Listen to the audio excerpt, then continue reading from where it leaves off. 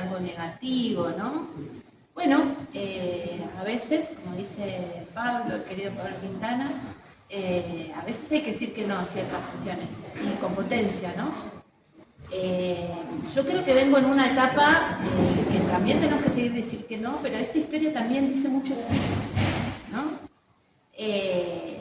Dice cómo la gente logró frenar un proyecto, un minero que ya estaban cortando casi la cinta inaugural del evento, del proyecto, y toda esta gente pudo, no solamente eso, votar a favor de la vida, votar a favor de su espacio, a favor de sus montañas, sino también después seguir 20 años desarrollando una serie de cuestiones que tienen que ver con la investigación de cuestiones químicas, de cuestiones económicas, de cuestiones de leyes.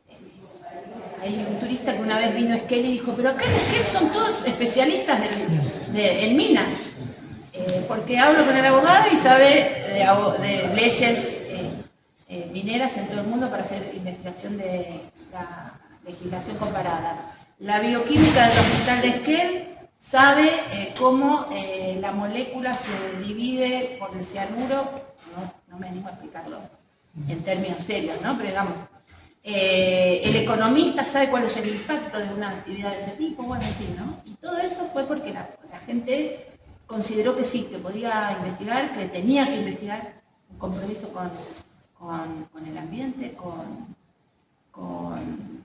poder tener fundamentación en lo que decía.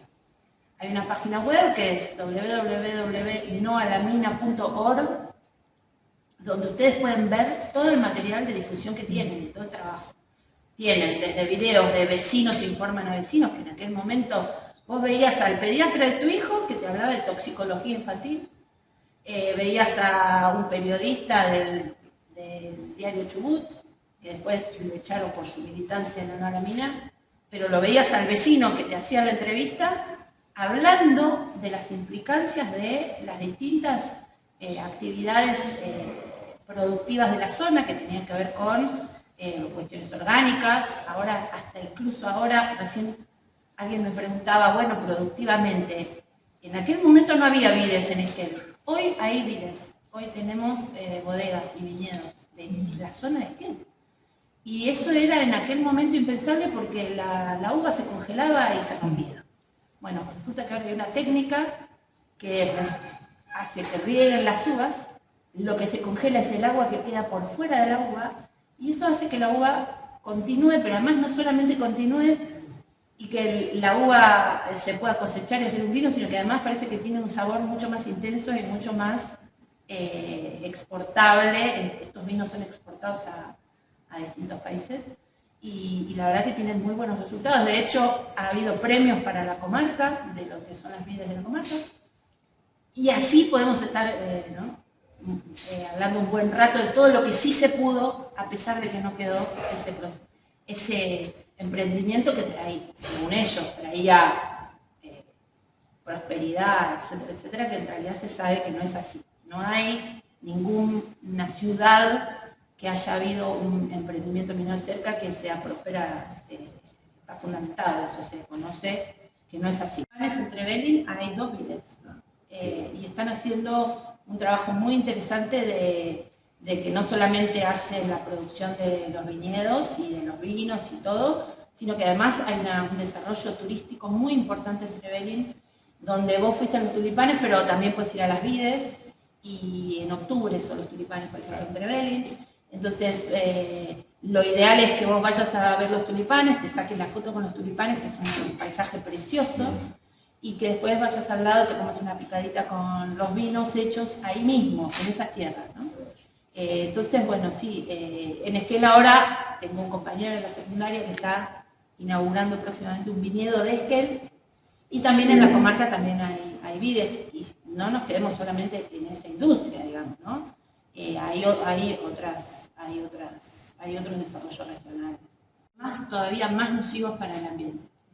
Y además el cianuro no es solamente el cianuro, o sea, porque estas 2 profesoras empezaron por eso del cianuro, porque la charla que vinieron a dar hablaba de el cianuro. Pero después en la investigación y profundizando, esto que ellas veían como, bueno, un peligro, ¿no? O sea, para que ustedes se den una idea, lo que se hace para extraer el oro es que se explota la montaña y después por día 6 toneladas por día de cianuro. Y ese cianuro tiene que estar en una solución. Entonces, imagínense, para 6 toneladas de cianuro, ¿cuánta agua necesitamos? ¿No? Uno conoce que en el África han hecho una serie de expoliaciones o han convertido zonas directamente en basural de todas las computadoras que ya no usamos, van y las ponen en un lugar en África, total, no hay nada. En principio lo que yo quiero decir es que no hay nada, o sea, el desierto de Atacama puede ser un desierto, pero no es que no hay vida en el desierto de Atacama, ¿no? Lo mismo en las salinas de Jujuy, lo mismo en la estepa patagónica. Está probado que hay un montón de microorganismos y un montón de vida que nosotros tal vez, por desconocimiento, no le prestamos atención, pero eso forma parte de la mente. Y eso también es una pregunta que por ahí a mí me gusta hacer énfasis, ¿no? Porque tal vez no sabemos lo que eso es, pero conversando, subiendo esta montaña, conversando con uno de los profesores de la Patagonia, que en aquel momento también fue muy importante, Lino Pizzolón, me decía, eso que vos estás por pisar, y era como, para mí era como una parte de una piedra con un musguito, ¿no? Me decía, eso que estás por pisar se generó en no sé cuántos millones de años, y yo lo estaba por pisar. Claro, dije, ay no. Pero bueno, eso es porque uno no conoce. Vos decís, bueno, es un pastito. No, no es un pastito. O sea, pero bueno, pasa esto también, ¿no? Y cuando hablamos de las zonas de sacrificio, hablamos también del capitalismo y de cómo el capitalismo concentra ciertos lugares del mundo que hacen uso de esta conversión tecnológica, que a mí no me llegó ninguna conversión tecnológica. Hay pueblos a 20 kilómetros de Esquel, pueblos originarios que no tienen luz. ¿Qué conversión tecnológica le tengo que yo explicar a esa persona que además, si se instala la minera, no va a poder tomar agua de su río? O sea, es como un poco violento, ¿no? Entonces, bueno, claramente, volviendo a lo que vos decías del manifiesto, ¿no? Es batir estas cosas, poder decir, bueno, tenemos que tal vez no esperar a los políticos que resuelvan todo y salir nosotros a preguntarnos, a interactuar, a debatir.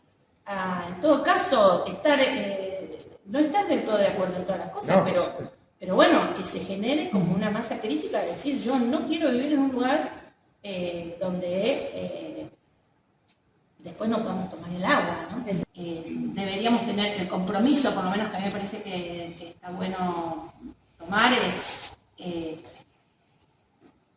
poder interactuar e intercambiar con todos los vecinos y vecinas, que es un poco el espíritu de la asamblea, ¿no? De que esta cosmovisión de los pueblos originarios, que el ambiente no está escindido de nosotros, sino que somos todos el ambiente, sean como nociones compartidas, y que ya no sea tanto el galés, el pueblo originario, o yo que nací en Buenos Aires y después me fui a vivir allá, y ahora por el momento estoy de nuevo acá, digamos. Esto tiene que ser como, para mí, tiene que ser una visión y un compartir los distintos conceptos, ¿no? En base a ese entendimiento. El gran protagonista de aquel momento era el Canal 4, porque es un canal que era una pyme, sigue siendo una pyme, y le dio mucha visibilidad a todos los conflictos que estaban involucrados con el RAN, y con otros temas también, ¿no? Hace un rato hablaba de Radio Nacional de Esquel. Radio Nacional, ustedes saben muy bien que tiene un desarrollo muy importante en los territorios. Hay un libro que sacó Restivo, se llama El Autor, que habla de los mensajes al poblador y del servicio y de la interacción que eso genera con los pobladores, sobre todo en la meseta, que no tiene a la mano un teléfono, un celular, no hay señal en algunos espacios. Incluso cuando fue la pandemia, Radio Nacional hasta daba las clases para los chicos en situación rural. Entonces, ahí también Radio Nacional tuvo una impronta muy importante, y después hubo canales de televisión y programas, por ejemplo, Juan Alberto Badía se hizo mucho. Siempre está también el debate, ¿no?, de Buenos Aires y algunos dicen la cosa más porteña, ¿no?, y el resto del país. Bueno, yo creo que esos debates, en todo caso, los tenemos que conocer, pero tenemos que siempre seguir tratando de que todos conozcamos esta realidad. Porque además, esto es lo que tiene el documental, uno plantea una historia o cómo la va a contar, y después te van saliendo las posibilidades de incorporar cosas que son sorpresivas, ¿no? Entonces, cuando yo estaba preparando la producción de todas las entrevistas, porque además por un tema de costos había que hacerlo, y entonces mi madre me dice, bueno, fíjate cómo vas a venir, porque resulta que me comprometí a albergar en casa a Norita Cortí. Cayó como anillo al dedo. ¿Cómo le digo? Le digo, no, obviamente lo hospedas a ella, pero yo quiero contactarla para ver que nos permita tenerla en la imagen para el documental. Y bueno, así fue, gracias a ella y a la gente que la acompañó. Ella tenía una potencia impresionante, creo que es ¿no?, es la madre de todas las luchas, como dice, de Gustavo y de todas las luchas, porque siempre acompañó desde el primer momento. Ella y muchos activistas de los derechos humanos, luchadores por estas cuestiones de derechos humanos, acompañaron esta lucha, teniendo en consideración que es una lucha que se considera, la lucha por el agua y por el ambiente se considera también un derecho humano. Esto ya lo vemos internacionalmente en otros países. Ahora en Chubut específicamente hay un recrudecimiento muy importante de la criminalización de la protesta. Lo vemos con los pueblos originarios cuando le hacen intervenciones en sus comunidades con causas que después se comprueba que no eran verdaderas. Y en el caso de esta lucha, ustedes no sé si recuerdan que en diciembre del 2021 quisieron dar de baja la ley que no permite el ingreso de la megaminería en la provincia. Y entonces los legisladores que estaban en la costa, en Rawson, la dieron de baja. Entonces todo el pueblo de Chubut salió a las calles, desde todos los lugares, desde la comarca, desde Comodoro, desde Trelew, y ustedes recuerdan que hubo una represión y hubo unos hechos de que se quemaron algunas instituciones. Se prendió fuego y hubo ahí algún tipo de vandalismo según lo que consideran. Y en esta causa quedaron procesados 8 vecinos que habían salido por la preocupación de esto.